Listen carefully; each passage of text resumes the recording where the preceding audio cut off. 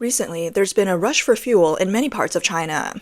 Videos circulating online show long lines at gas stations, with many cars piled high with fuel cans and storage tanks. People are scrambling to stock up on fuel in anticipation of potential supply disruptions due to escalating tensions. Look at all those cars over there. They're all here to get fuel. It's so packed, I can't even see the end of the line. I have to turn around and start from the beginning. Almost every gas station is like this now, with the lines completely full. Honestly, I'm not sure what's going on. I heard they're starting to limit which cars can fill up based on whether their license plates are odd or even. What's your license plate number? Maybe we should take turns. Mine's odd. What about yours? Oh, so many people. I don't know when this will end. It's impossible to get gas. The lines are so long. Look at how many people there are. The numbers are already past 200, and it's not even my turn yet. I heard it wasn't this crazy in the morning, but it's even worse in the afternoon. Oh my gosh, so many people. I don't know when we'll get gas. The gas stations are packed with people. Fuel prices are going up. This is what a war does to the people of China. On March 6, Iran warned that any ships attempting to pass through the Strait of Hormuz could be attacked. Shipping giants suspended operations, and the flow of ships, which normally averages 120 per day, dropped by 80 to 90%. A large number of tankers are stranded or rerouted, and about 20% of global crude oil transport is blocked, causing oil prices to surge and global energy markets to become tense. Who knows what's going on today? Why are there suddenly so many people here for gas? Look at all the fuel cans. Oh my goodness, it's all cars. What's going on? How did it suddenly get so crowded? I just came back from the construction site. I was going to fill up with diesel, but when I asked the boss, there was no diesel left. Everyone's talking about it. And there's this long line at the gas station. I really don't know what's happening. Some netizens have reported that over the past few days, they passed through 4 service areas on the highway without being able to refuel. The 2 service areas that had fuel available were packed with cars. In the end, they had to exit the highway to find a nearby gas station, then return to the highway. International oil prices have been rising rapidly. As of March 7th, Brent crude oil is approaching $95 per barrel. Qatar's energy minister, Saad Al-Kaabi, warned that if the Strait of Hormuz remains blocked, global oil prices could reach $150 per barrel within weeks, and energy exports from the Gulf region may be forced to stop altogether. China, as one of Iran's largest oil buyers, is feeling the strongest impact. One netizen posted a video showing a large number of oil tankers being forced to stop work due to a lack of oil to transport. The trucks were lined up for what seemed like endless rows. The caption read, "Now, even if you have money, you can't buy any oil." In 2025, China's daily crude oil imports were around 10.3 to 11.6 million barrels, with approximately 1.3 to 1.6 million barrels coming from Iran, making up about 12 to 13% of total imports. Due to U.S. sanctions, China stopped publicly recording Iranian oil imports in 2022. However, through the shadow fleet and third country transshipment trade, China still consumes over 80% of Iran's exported oil. With the Strait of Hormuz blocked, not only will Iran's oil supply to China be severely reduced, but around 45 to 55% of China's Middle Eastern oil supplies will also face disruption or delays. Some netizens have analyzed that although China currently has about 800 million barrels of strategic oil reserves, which seems substantial, if the war escalates and transportation remains blocked for a long time, the reserve's role will be quite limited.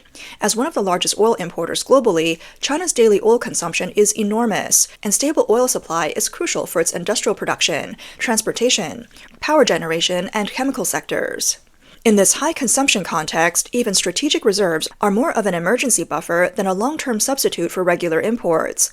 If the war drags on, these reserves will only sustain the country for about 3 months. After that, the domestic energy supply, oil price trends, and overall economic operation will face greater pressure. Peter Schweitzer, president of the Government Accountability Institute, pointed out that in just 58 days, China lost 2 major allies, Venezuela and Iran. According to him, Beijing is now desperately panicking, with oil sources under threat, financial chains under pressure, and even its international reputation taking a hit. They're in a panic, Jesse. I mean, look, anytime you have these kinds of military operations that are taking place, they have ripple effects. These ripples are actually tidal waves in China. Think about it. Over the last 58 days, between what happened in Venezuela and what started happening in Iran, China has lost two of its most important allies in the developing world. Some netizens also noticed that from 6 a.m. on February 27th to 6 a.m. today, there have been no Chinese military aircraft disturbing Taiwan's airspace for 7 days straight. There are several speculations regarding this unusual situation. Some believe it might be related to fuel shortages. Others think it's the lingering effects of a massive military purge. And some analysts suggest that the Chinese Communist Party may be recalibrating its pressure on Taiwan. Meanwhile, the spot price of liquefied natural gas imported by China has soared significantly, rising from about $10.21 per million British thermal units on February 27th to $18.31 on March 5th, a 79.2% increase in just a few days. The shipping market has also been severely impacted. The daily rental rate for a very large crude oil carrier, which can carry around 2 million barrels of crude oil, has doubled from about $210,000 at the end of February to about $240,000, compared to just $30,000 in early January. Meanwhile, the war risk insurance premiums for these ships have surged from 0.2% of the ship's value to 1%. For example, for a $100 million oil tanker, the insurance premium for a single voyage would jump from $200,000 to $1 million. Despite this sharp rise in premiums, major maritime insurers have announced that starting March 3rd, they will no longer provide coverage for ships entering Iranian and neighboring waters. It's also worth noting that another theory is circulating online. Some believe that China's oil supply is not a concern because Iran will let through ships from its staunch allies China and Russia, so China's oil imports won't be significantly impacted. However, a vlogger Ma Discusses the World refuted this claim. He analyzed shipping data and noted that ship traffic through the Strait of Hormuz has clearly tightened in recent days. The conclusion is clear. Chinese tankers can't simply sail through the war zone without issue just because they fly a flag. From the replay footage, it's clear that the number of tankers marked with red arrows has significantly decreased, and eventually no ships dare to pass through. The reason is that Iran's cost of intercepting ships is actually very low. They don't need a full-scale war. By sinking a few ships and creating deterrence, other vessels will naturally stop and watch. As for the claim online that 2 Chinese ships passed through, he clarified that one of the ships did indeed pass, but the timing was before the strait was truly blocked. In other words, Chinese tankers weren't getting special treatment. The ships most likely to risk passage are those from shadow fleets, whose background is hard to trace. Large, well-known oil tankers with clear company affiliations cannot escape the impact. Currently, China COSCO Shipping and China Merchants Energy shipping vessels have been instructed to anchor and wait. This indicates that if the Strait of Hormuz is closed, the impact on China's shipping and energy transportation will still be significant.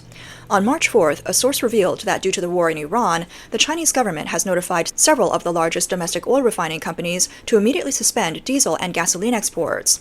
As Asia's third-largest oil product exporter, China took this massive restrictive measure just 6 days after the conflict erupted, highlighting that as the Middle East crisis continues to escalate, Beijing is clearly prioritizing ensuring domestic energy supply. Sources disclosed that officials from the National Development and Reform Commission, China's top economic planning body, met with the senior management of several refining companies earlier this week. They were verbally instructed to halt refined oil exports immediately. Authorities also ordered the companies not to sign new export contracts and to renegotiate previously agreed delivery agreements. However, this does not mean China has completely stopped all oil product exports. Sources added that aviation fuel, marine fuel oil stored in bonded warehouses, and fuel shipped to Hong Kong and Macau are temporarily not included in these restrictions. As for companies with fuel export quotas, major players include Sinopec, PetroChina, CNOOC, Sinochem, and private refining giant Zhejiang Petroleum and Chemical.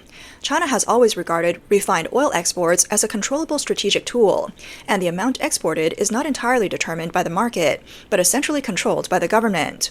Over the past few years, Beijing has steadily tightened this valve. Only a few large refining companies and traders with official qualifications have had the right to participate in exports. Since Russia's invasion of Ukraine in 2022, the government has repeatedly reduced energy product export quotas or delayed their issuance, leading to a continuous decline in China's refined oil exports. Although China has vast refining capacity, this production is first prioritized to meet domestic demand, so it has not been the core export hub for refined oil in Asia. Now, with the Middle East situation suddenly worsening, Beijing has further tightened exports, sending a clear signal. Countries are now prioritizing not selling more or earning more, but ensuring their own oil supply first. In addition to further tightening oil exports, the Chinese government is also increasing controls over the export of various strategic materials. Tactical drones, rare earths, rare minerals, and refined oil are now under stricter export restrictions. Some speculate that these measures are approaching wartime export controls and may indirectly support Iran. A Chinese foreign trade insider, going by the name of Huang, disclosed to the media that recently relevant authorities have required domestic companies to strengthen export reviews for certain strategic materials.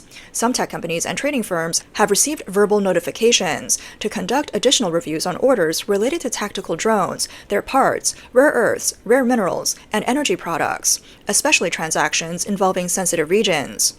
Huang said that such measures are typically not publicly released, but are communicated within industry regulatory bodies or state-owned enterprise systems. Companies are required to recheck the countries and final destinations of these products, and some orders may be delayed. Huang also noted that tactical drones and their key components have been widely used in many international conflicts in recent years, while rare earths and rare minerals are crucial raw materials for the manufacturing of missiles, radars, electronic devices, and precision weapon systems. Once these resources are placed under strict control, the military equipment supply chain in related regions may be impacted. Additionally, Beijing trade expert Wu Kegang stated that China occupies a significant position in the global critical mineral supply chain. If exports are restricted, the international market will undoubtedly be affected. These resources are considered strategic materials in China, indispensable to both the high-tech and military industries. Given the current policy direction, the measures are nearing wartime-level export controls. Gang further warned that if the Middle East conflict continues to escalate, the authorities are likely to tighten export measures even further, and may even suspend the export of some key materials. Once the export of relevant materials is paused, the international market will first face a sudden tightening of supply and a surge in prices. Subsequently, overseas industries relying on Chinese raw materials will face shortages, production cuts, or even shutdown risks. More importantly, the cost impact will ultimately be passed onto the end consumer, further driving up global inflationary pressures. Currently, supply chain disruptions have started to backfire on the production side. Due to the rapid decrease in available tankers in the Persian Gulf and the limited capacity of land-based oil storage, some oil-producing countries may be forced to cut production. Iraq has already started to reduce production from its largest oil fields, and Saudi Arabia's main storage facilities are nearing capacity due to export disruptions. If the Strait of Hormuz remains closed, Middle Eastern oil will be unable to be exported normally. The crude oil extracted daily from these countries will only be temporarily stored in domestic storage facilities. According to JP Morgan's estimates, the storage limits of these facilities can only buffer supply for about 25 days. While Japan and South Korea still have some oil reserves, in such a tense situation, their first priority will likely be to secure their own supply, making it unlikely that they have oil to export. The problem is that many Asian countries have very little reserves. If transportation continues to be blocked, many places will soon face a real shortage. Countries like Indonesia, Australia, and Myanmar, which rely heavily on imported energy, may face more immediate consequences, either severe fuel shortages or being forced to bear high shipping costs. Either way, the impact will eventually be passed onto the price sector, further increasing inflationary pressures. However, some netizens have noted that China seems to be quietly sending scarce oil to Myanmar. On March 5th, a video circulating online shows that gas stations in northern Myanmar were all closed, and the shortage issue quickly came to the forefront. On the same day, a large fleet of Chinese oil tankers entered Myanmar, with the convoy stretching endlessly. Due to the urgent fuel supply situation, gas stations in northern Myanmar were forced to shut down the previous day. The huge fleet entering Myanmar clearly indicates that Beijing has stepped in, beginning to deliver oil in large quantities to urgently support the fuel supply in northern Myanmar. One netizen questioned in the comments, "Why send oil to northern Myanmar? Doing this during a time of war? Doesn't this amount to betraying the country?" In fact, the Chinese Communist Party has a history of such actions. A typical example is the 2021 power shortage. At that time, many regions in China faced power rationing, factories had to halt production, and many manufacturing enterprises were forced to shut down or shift their production schedules. However, in September 2021, exports still increased by 28% year-on-year. This indicates that even in times of resource shortages, the government often prioritizes foreign trade and export chains over domestic needs. Because of this, the CCP has stirred strong dissatisfaction and suspicion among the public. What's most frustrating to the public isn't just the scarcity of resources, but the perception that when it matters most, the priority isn't the well-being of the people, but the political calculations of the CCP.